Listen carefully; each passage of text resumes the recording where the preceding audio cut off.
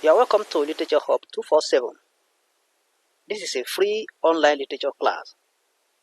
You can be part of this class by just click on the subscribe button and the bell icon. This will give you access to all our videos, and whenever we produce any video, you are going to be notified. This particular video is about an African play titled Once Upon an Elephant, written by Bosede Ademilua-Afolayan.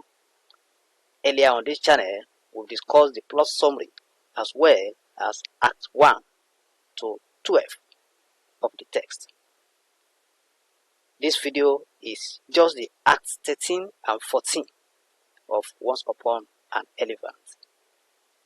You can equally ask, you can request for the links to all those videos we have produced. Just send it through the message box that I'll send you the link to either the plot summary or any of the acts from 1 to 12, and I will likely do that.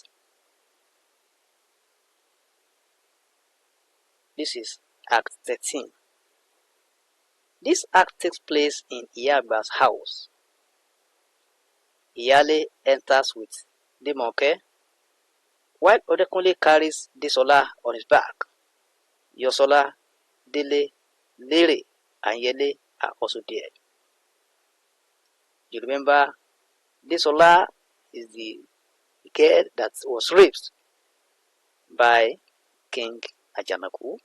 He was raped in the forest by King Ajanaku, and since then, she has not been herself. Iyale tells them to wait while she goes inside to meet Iyagba. Iyagba comes out laughing with a long chewing stick in her mouth.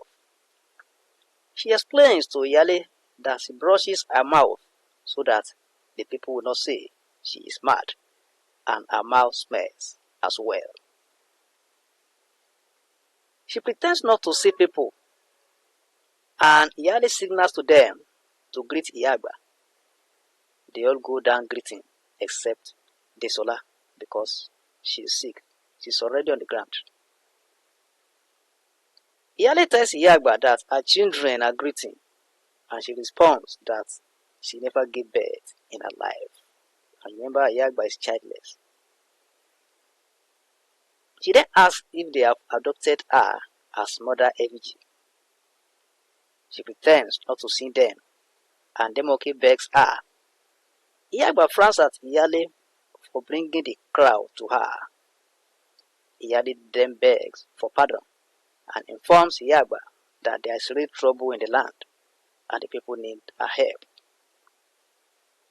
Iyagba responds by asking them if her house resembles the palace or if she is Ajanaku, their king. And really, they are supposed to run to their king when there is any problem in the land. She asks Iyale if she knows what she's doing because her house is a dangerous place to come and madness grows around the house. That's what people used to say. Iyagba is referring to what the people used to say about her. She tells her to send them out of her house. Iyale responds that they will not live for the sake of Desola. Iyagba once told Iyale in confidence that Desola was her special daughter and should not reveal it to anybody. Iyagba tells Iyale not to fool her. Demoke also begs Iyagba to forgive her for Desola's case because she has wronged her seriously. Iyale explains further what Iyagba told her about adopting Desola. The old woman told her that something good happened to her the day Desola was born, despite the maltreatment by the people. Because of that, the girl was adopted as her daughter, and she even prayed for her sometimes. Iyale then informs her that Desola is dying gradually, and she needs help. Iyagba instantly asks after Desola. Yosola points to her on the ground. Iyagba rounds to her and asks whether she cannot sit and why she is exposed to cold. She asks why she's not brought inside. Odekunle and Yele carry her inside immediately. Iyagba asks for the cause of the ailment, and Demoke tells her that it is Ajanaku. She asks Demoke about the reaction of Serubawan, her husband. She replies that her husband said nothing. Iyagba comments that Serubawan is a liar, that he must know about it. At that juncture, Serubawan enters and confirms that he knows what happened to Desola. He begs Iyagba that he needs her help. Everybody is now running to Iyagba now for solution to the problem. So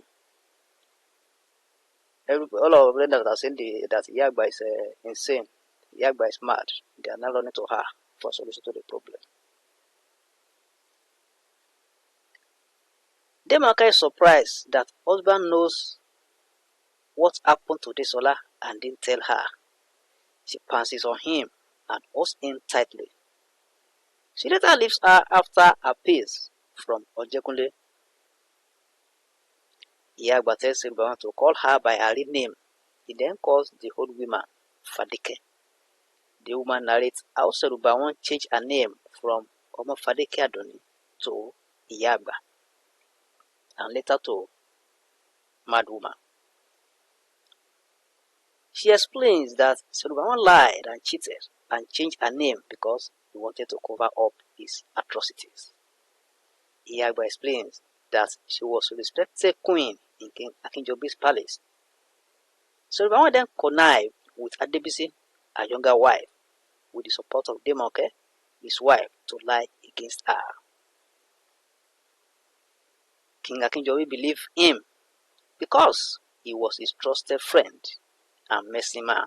Hence, he turned his back on her. One night, Iyagba saw Serubawan on top of Adebisi in her room, and she swore never to tell anybody, provided they stop it. But the enjoyment will not allow them to stop it. There is palpable silence, and Iyagba asks Serubawan who the father of Olaniyonu, that is King Ajanaku, is.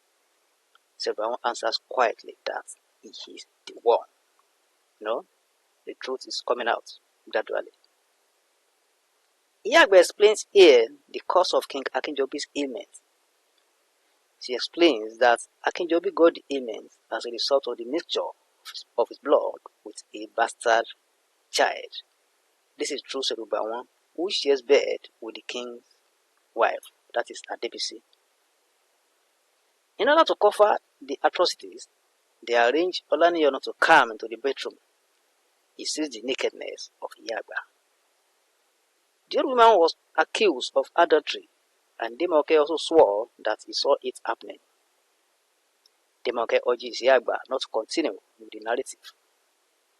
Serubawan moves to his wife to beg her, but she tells him not to touch her rather. Demoke also begs Iyagba to help her. Iyagba says she doesn't know how to help since she doesn't know what Serubawan has done. Demoke then calls Serubawan to explain what happened to Desola. Serubawan says it is Ijedudu. Iyagba tries to confirm what Serubawan said again. She's smooth because Ijedudu has no cure, according to her. It feeds on the blood of the virgin. That is the explanation of Ijedudu from Iyagba. She says, it feeds on the blood of the virgin to keep the person that did it alive. The virgin then dies instrumentally with pains. That is, the person that is virgin, the virgin will be living, while the person that is virgin will die gradually. And that is what is happening to Desola now. Demoke holds onto Serubawan to kill him, but Odekunle rushes in with a cutlass to hit Serubawan, but his friends hold him. Serubawan then gets up, removes his buba, and faces Odekunle that he should kill him. Says he deserves to be killed. Odekunle hesitates after his friends leave him. Iyagba asked him to release the cutlass to her so as not to give himself a bad name. Odekunle sobs and sinks to the ground with the cutlass. Sulbawan says again that they should have allowed Odekunle to kill him because he deserves it, as Desola's condition has no cure. There is nowhere to get the solution. Iyagba comments that Sulbawan has the prince, the king, the throne, and everything. Sulbawan replied that he has nothing, that he doesn't even recognize Ajanaku. He says he has lost everything. A sort of argument between a man and a woman interrupts them.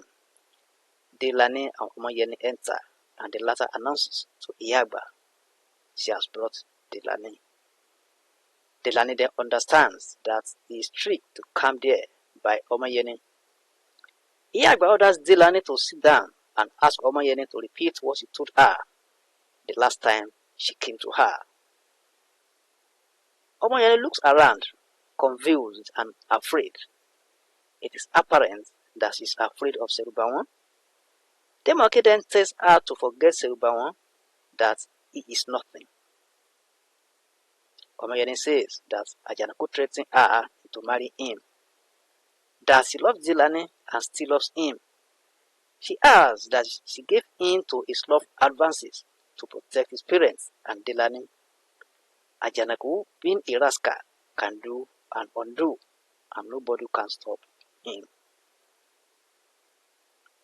So what she's trying to explain here is that she fears Ajanaku. That is why she gave in to the marriage then. And she also said that she's trying to protect her parents and Delane from being hurt by Ajanaku being a rascal. In response to Dele and Yosola's statement, she says that Delane is the father of her child. Delane also confirms it. Sulbawan announces that there is an immortality bar for Ajanaku in 3 days during Jubilee Festival, after which he becomes undefeatable. Iyagba is surprised that Sulbawan wants to make Ajanaku immortal. Sulbawan provides a solution that will bring an end to Ajanaku. He points out Omoyeni's pregnancy as the solution. Omoyeni hears this and runs to Iyagba. While Delane picks up the cutlass on the ground and threatens Sulbawan, Iyale asks Iyagba if there is a better solution, but she says she doesn't know. That is Act 13. Now Act 14, which is the last act of the play. This act captures the Jubilee Festival in the palace. We have reached the resolution now. When a conflict reaches the highest, it now calls for a resolution. We have gone beyond the climax. The climax is the highest point of the confrontation there. Now, the resolution we are going to have in Act 14. This act captures the Jubilee Festival in the palace. Music and dancing in the background. Everybody is present except Sulbawan, who is conspicuously absent. Ajanaku gives his speech. He appreciates their ancestors for standing with them in everything. He preaches continuous harmonious relationships. He says Jubilee Festival is a time of renewal, but a time for ascension into immortality for him. He pauses and asks of Sulbawan. Remember, you see that he's going to have for the last bath here, and after taking the bath, he becomes undefeatable. Nobody will be able to kill him. Ogunleye responds that he will be putting things in order. Odegbami tells Iga to get Sulbawan there immediately and asks Ajanaku if they should proceed with the rite. Ajanaku gives him the go-ahead and the drumming and dancing commence, but he stops abruptly when it gets to a stage. They hear a lone voice chanting a powerful dirge. Ajanaku stands. Desola walks in half naked, and everybody is shocked. Ajanaku asks for her identity. Odekule and his friends enter armed. That is, Odekule and his friend, they also enter that scene fully armed. He places a big calabash at his feet. Iyagba, Iyale, Demoke, and Yosola dress in white with gado around their waist. They also enter. Ajanaku asks Iyagba what is happening. Odejimi also approaches Odekunle and asks him what he's doing. Iyagba cautions Odejimi not to touch him now. Desola suddenly embraces Ajanaku and holds on to the neck of his white cloth and tears it. She staggers and falls down. Odekunle also opens the calabash, brings out a red charm cloth and places it round Ajanaku's neck. People watch with ultimate surprise how Ajanaku begins to react in a strange way and goes down slowly. Remember I said this is where we have the resolution. After the highest point of conflict, which is climax, we now have the resolution. Iyagba then replies to Ogundele's question that Desola just snatched her life back from Ajanaku. She tells Demoke that Desola will leave. Yosola rushes to Desola to raise her up. She sneezes. Demoke and Yosola then cry with joy.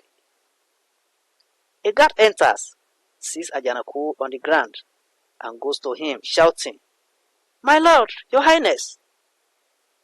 Odejimi then asks for the whereabouts of Yoruba one. The guard responds that he has committed suicide on the Iroko tree.